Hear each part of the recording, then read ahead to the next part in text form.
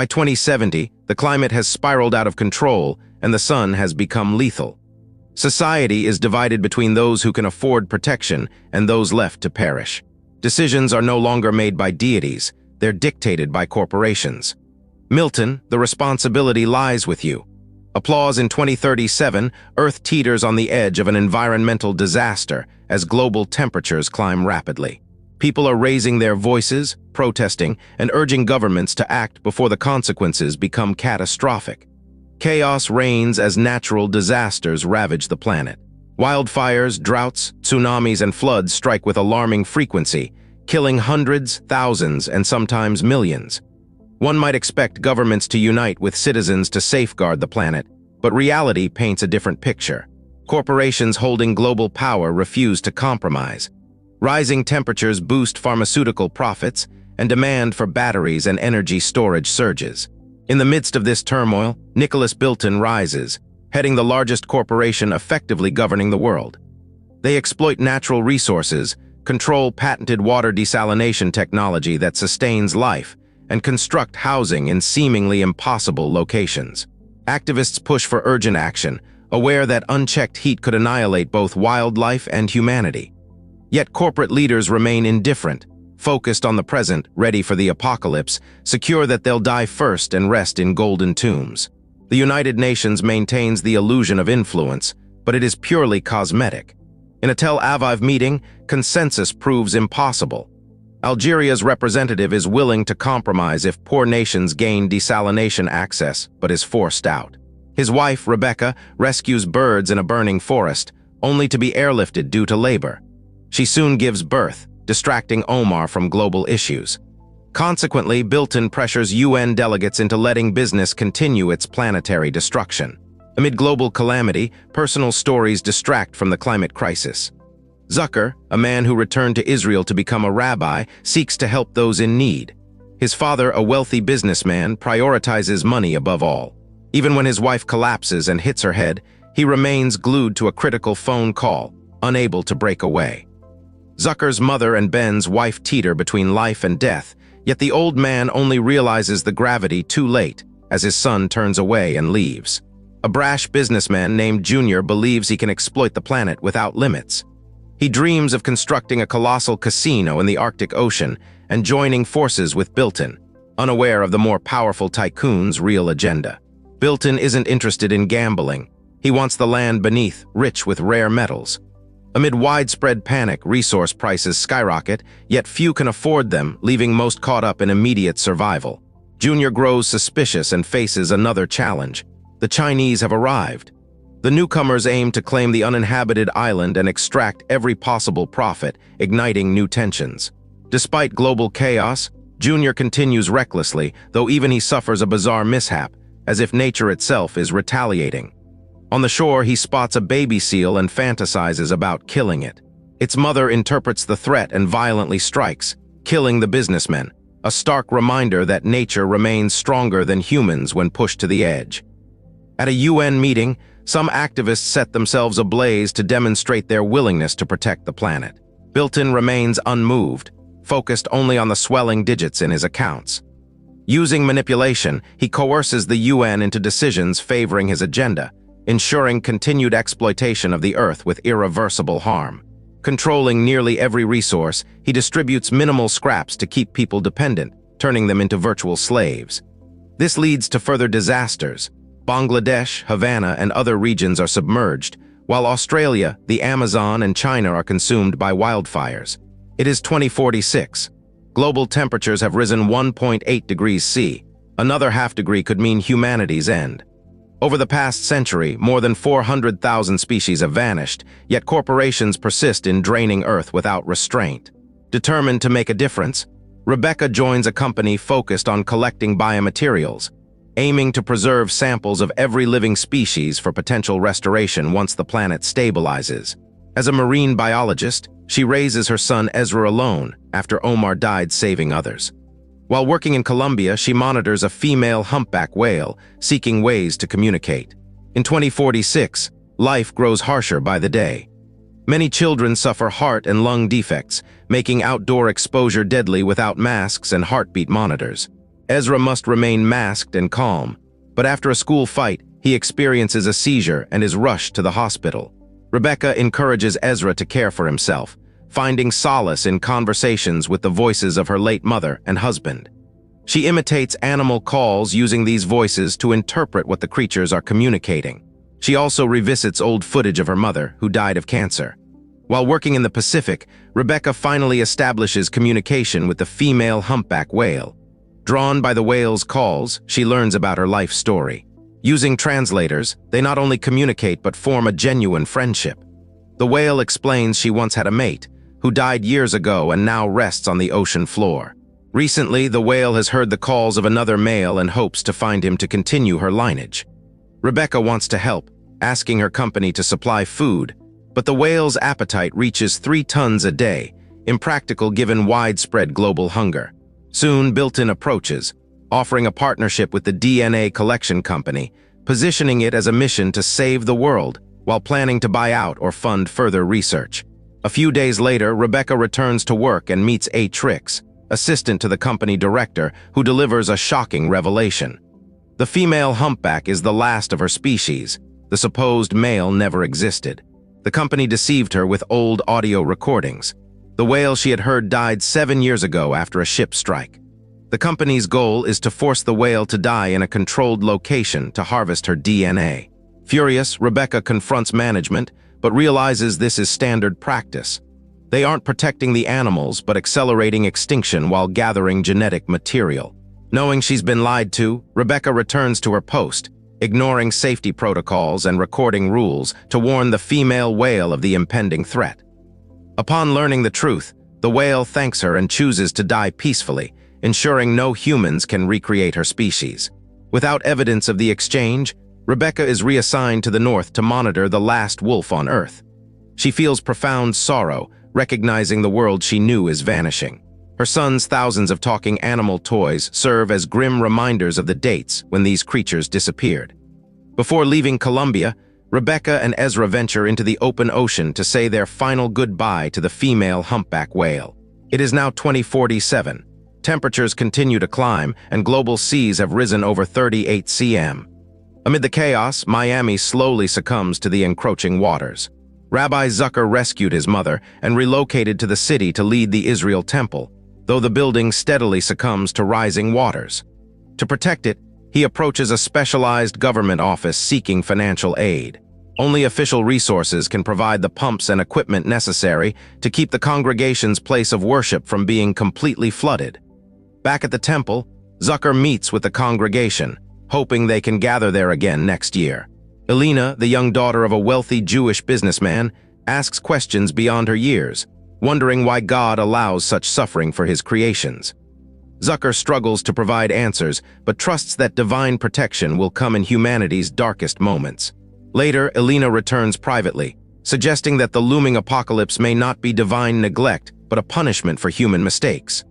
Zucker believes, however, that people shape their own destiny and must act rather than depend solely on God's mercy. Soon he learns Miami's climate endangers his mother's health, forcing him to send her elsewhere while he remains at the temple to support the congregation and sustain their faith and prayers. Shortly afterward, he meets Elena again as she prepares for her bat mitzvah. The date and scripture she desires are already taken, but Zucker offers an alternative day and shares the verse he studied when becoming a rabbi. Soon after, news arrives from the department. Other projects are prioritized, and the temple is doomed. The next morning, Elena's grandfather urges Zucker to get his hands dirty to keep his feet dry, advising him to contact her father, Mr. Harris. A wealthy man who buys hillside properties to sell to billionaires, Harris has the influence and resources to negotiate with the department and save the temple. Zucker, despite his principles and egalitarian respect, agrees. Zucker meets with Harris, asking for assistance regardless of the cost. Soon, hope returns. The Israel temple will be preserved as the department allocates funds for its protection. But there is a consequence. The homeless shelter loses funding and must close, leaving its residents on the streets. Elena realizes this and feels disappointed in both Zucker and his decisions. Not long after, her grandfather passes, and her father is arrested by the FBI. During her bat mitzvah, Elena delivers a poignant speech, confessing she tipped off the authorities. She cannot live knowing her father was corrupt and deprived the homeless of hope. She also confronts Zucker, showing a video from 10 years ago in which he warned that aiding the powerful only increases pressure on the weak. Recognizing Alina's point and his own failings, Zucker resigns as rabbi and abandons his post. That night, a violent storm hits Miami, triggering catastrophic flooding. The city is engulfed by water, and Zucker realizes his temple is beyond saving. Returning to the building, he and a female plumber salvage several relics. Unable to leave by car or boat, they climb to the roof and spot a helicopter. They are rescued, but Miami is entirely submerged, claiming thousands of lives. Later, Zucker finds himself in Tallahassee, now homeless, aiding others in need. When he reunites with Alina, he admits his sins and begins a journey toward redemption. Ultimately, Zucker concludes that humanity alone determines its fate. We cannot depend on God's intervention until we change ourselves. Standing by his side, Alina helps feed the homeless. By 2090, the global average temperature has risen 2.2 degrees C, causing over 1 million deaths annually from extreme heat. In response, the U.S. president bans geoengineering projects designed to manipulate the climate. Scientist Jonathan Chopin sees this as a personal triumph. But his son Rowan, also a scientist, is enraged, believing forced climate modification is essential to save humanity. On Father's Day, Jonathan waits for a call, but Rowan turns off his phone and vanishes. It soon emerges that Rowan has traveled abroad to meet his stepmother, Geeta Misra, a genius geoengineer who also develops drones. Geeta's company, Alpha, owned by billionaire Bilton, relies heavily on drones, and its stock soars, increasing Bilton's wealth and influence beyond most politicians. Ga and Rowan announced the first flight of the world's carbon-neutral unmanned cargo plane. Powered by solar panels, it can stay airborne indefinitely while carrying up to 250 tons. To demonstrate its reliability, Geeta pilots one of 15 drones herself, while Rowan controls the flight from the ground. Jonathan grows suspicious, realizing the project may be more than it appears. It could be an act of international terrorism disguised as geoengineering. Soon, Geeta sends a video briefing to the U.S. president. Jonathan recognizes the immense risk. The experiment could either protect the planet or accelerate its destruction. In the midst of this crisis, he contacts the FBI and demands an urgent meeting with the president. Special forces attempt to apprehend all involved, but Rowan escapes using holograms and continues operating drones remotely from a computer club. When Geeta calls the president to outline her plans, Jonathan does everything he can to dissuade her, knowing that creating a reflective layer of harmful particles to block the sun could ultimately drive humanity to extinction. Blocking the sun from reaching Earth sounds catastrophic, and in reality, it would trigger a nightmare. Even if the experiment temporarily lowers temperatures, it would only initiate a chain of disasters. Oil companies and other industries would seize the opportunity to exploit natural resources further, causing even greater environmental harm. The president's aides grow suspicious, fearing collusion between Jonathan, Geeta, and Rowan, and isolate Jonathan. Alone, he runs the numbers and uncovers the truth. The operation is a diversion. The drones can't carry enough material to blanket the atmosphere. Geeta's actions are a calculated maneuver to pressure nations into lifting the geoengineering ban under the guise of more efficient research. Meanwhile, Bilton calls the president, expressing vehement opposition to Geeta's plans and warning of potential consequences. Fighter jets escorting Geeta's flight turn back soon after. Geeta naively believes she has succeeded and that regulations will change, but it is all a deception. Once the cameras lose track, an unidentified missile strikes and destroys her plane, killing the genius inventor. Suspicion falls on Bilton, though no proof exists. Jonathan is shattered, while Rowan vows to continue his stepmother's work. The harmful particles were never on the planes, they were stored in Alpha's drones. Millions of drones are dispersed worldwide, programmed by Rowan to release the particles into the atmosphere before vanishing. As the sky shifts under the emerging protective layer, Jonathan remains uncertain of the outcome. It could shield humanity or hasten its total extinction. Meanwhile, in Mumbai, Gaurav, a small-time criminal, navigates a city devastated by environmental collapse. Toxic air forces residents to venture outside only after sunset, relying on oxygen tanks for clean air. Watching a plane carrying Ga destroyed, Gaurav is offered a dangerous job: drive a truck across the border with a mysterious cargo. He is paired with Neil, a one-legged companion. Neither knows the cargo's contents, but the 10,000 euros pay is tempting for such a perilous mission. They depart at night, stopping at dawn to shelter inside protective suits. A ruthless bounty hunter employed by Bilton arrives in Mumbai, using drones to track Gaurav and Neil while pursuing the cargo. Later that night, corrupt police intercept the pair, aware of the secret shipment and prepared to kill them.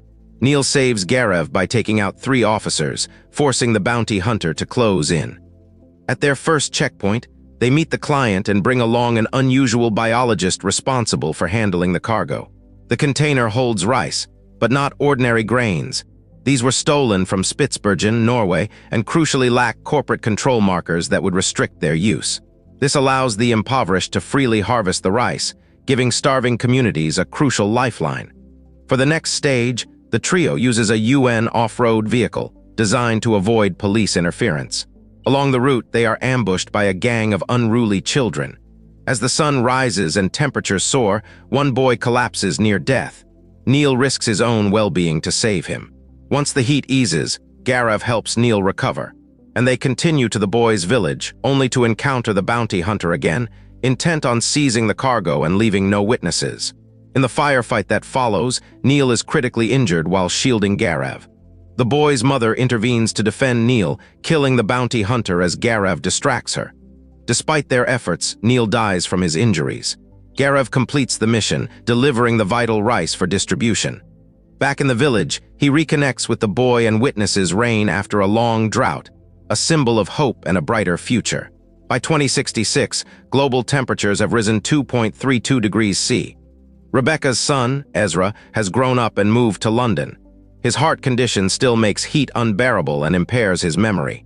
Advanced technology now allows memories to be stored like digital files, but it is extremely costly, forcing Ezra to work harder to afford it. Ezra offers a unique service, impersonating others for pay. His clients include an elderly woman mourning her son, a gay man grieving lost love, and Natasha, a single mother seeking help raising a troubled daughter. By altering his appearance, accent, and memories, Ezra fully inhabits their roles, filling emotional voids. He even bonds with Natasha's daughter, supporting her healing while hoping to be well compensated. Yet beneath the surface, Ezra is deeply scarred. His girlfriend Lola died 3 years ago while pregnant, and despite treatment, she did not survive. Ezra struggles to retain memories of her, but rising storage costs force him to delete parts of his past, gradually losing himself. A few days later, Ezra and Natasha bring her daughter to a child psychologist. The sessions help, but Natasha desires more than a father figure for her child. She longs for love and intimacy, which Ezra refuses. He lives by strict rules, no insults, no physical contact, nothing violating his moral code. Ezra soon realizes that his memories are fading regardless of effort. Some are erased due to high storage costs, while others deteriorate because of heart-induced brain damage. Desperate to preserve Lola, he hires a lick to impersonate her. She replicates Lola's words and intimacy, but can never truly replace her. Heartbroken and disappointed, Ezra deletes all memories except those of Lola. It seems Ezra will remember Lola forever, until an ecological disaster floods the city housing his hard drive, erasing millions of memories worldwide. Desperate, he promises a large reward to his neighbor if he can recover his memories from backup servers in Russia. To afford it, Ezra must earn rapidly, abandoning his personal rules. He becomes a ruthless debt collector, evicting people from homes and jobs, stirring conflict, yet he cannot refuse time with Natasha and her daughter. One evening with them, he suddenly recalls he's forgotten his own mother, bringing him to tears. Seeking comfort, he makes love to Natasha, and the next morning, shockingly, invoices her. Hurt and disillusioned, Natasha blocks him while Ezra continues chasing money. He even agrees to pretend to be the lover of a wealthy woman, taking a punch in the face, all for the pay. Realizing his error, he apologizes to Natasha and asks for guidance. She tells him he cannot live in the past and must move forward. Taking her advice to heart, Ezra releases his memories. 3 months later, Ezra, Natasha, and her daughter have built a happy family. News reports announce the successful restoration of a humpback whale and the ability to create children. Images of the whale, Lola, and his mother, Rebecca, appear on screen. but Ezra neither remembers nor recognizes them. By 2068, global temperatures have risen 2.44 degrees C, and Earth's population nears 10 billion. Nearly all food is artificially produced. On New Year's Eve, Gusty and Sylvie host a small party, inviting their best friend Nicholas and his girlfriend Elodie. The event is served by Anna, a poor young woman working without tips. What begins as a simple gathering turns intense when Gusty makes a shocking revelation. He has invested in hundreds of failed ventures, but one project succeeded, the Life on Pause program. It allows people to upload memories to cloud storage and effectively resurrect themselves 10, 20, or even 100 years later, returning in the body of an animal or a young person, potentially multiple times. As a shareholder, Gusty has been invited to participate and decides to start the next morning, making the evening a farewell party. Sylvie, disappointed in her husband's choice, drinks heavily and, alone with Gusty's assistant, engages in a detached, emotionless physical encounter, essentially cheating. Meanwhile, Elodie asks Gusty to give up his spot for her, but he refuses, telling her she is young and has her whole life ahead. Minutes later, Gusty discovers the affair. Gathering with friends at the table, he thanks them for helping him make his final decision. Betrayed by both his wife and best friend, Gusty is ready to step into the uncertain future. At that moment, Nicholas confesses he has been in love with Sylvie for years, using the situation to remain close to her. Gusty lashes out at Nicholas, but soon realizes that his wife and their artificial child matter more than an uncertain future. He decides to embrace happiness in the present, right where he is. Meanwhile, the waitress steals his BO cereals and ticket, intending to escape to a world where environmental collapse has been resolved, avoiding suffering in the present. By 2070, global temperatures have risen nearly 2.6 degrees C, and atmospheric carbon has reached record levels. Humanity teeters on the edge of extinction, facing famine and chaos, as if Earth itself is determined to purge its greatest threat. Humans, in this scenario, it becomes clear that Bilton is no savior or humanitarian. He is a businessman who has seized global control. Accused of ecological genocide, legal proceedings are launched to hold him accountable for 30 years behind bars. The first witness is Rebecca, who worked with whales and collected DNA samples of every known species. However, it is revealed her work was a built-in corporation project, not to preserve life, but to create exclusivity and profit for the future. The defense easily undermines her testimony, even provoking her by mentioning her son. Tragically, Rebecca jumps from a skyscraper, ending her life. Next, Jonathan is called, a scientist who once proposed solutions now rendered futile. Bilton intentionally ignored and refused to fund projects that could have saved humanity. The defense attacks Jonathan, citing his son's imprisonment for international environmental terrorism and the death of his ex-wife in a plane crash, ruling him an unfit witness. Most potential witnesses fear testifying against Bilton, but the prosecutor calls a woman who recounts the story of a brilliant scientist who developed a carbon-regulating device capable of saving the planet, only to be murdered by Bilton. DMA, Bilton's stepdaughter, realizes this scientist was her mother, deliberately killed so Bilton could seize the technology. Unexpectedly, Bilton's company launches a product claiming to reduce carbon levels. The judges see this as an act of redemption and an attempt to save humanity, ultimately clearing him of all charges. Bilton then tries to bribe the prosecutor, presenting footage suggesting her activist husband was killed on the orders of his assistant, Marta. Investigating, the prosecutor discovers this is another of Bilton's schemes. DMA contacts Marta, and the prosecutor testifies against Bilton. Old video recordings reveal that while the sun had become deadly and carbon was killing people, Bilton chose to profit. Negotiations set carbon levels just low enough to placate humanity while maximizing profit, leaving the wealthy to decide who lives and who dies. In response to these revelations, the judges overturn their previous ruling and imprison Bilton. December, Martia and their allies can now use the device to begin restoring the Earth to a livable state. It becomes evident that the real force behind the ecological collapse was humanity's unchecked, insatiable greed. As the planet struggles to survive, we continue to count, divide, and make choices, our actions determining the fate of the world.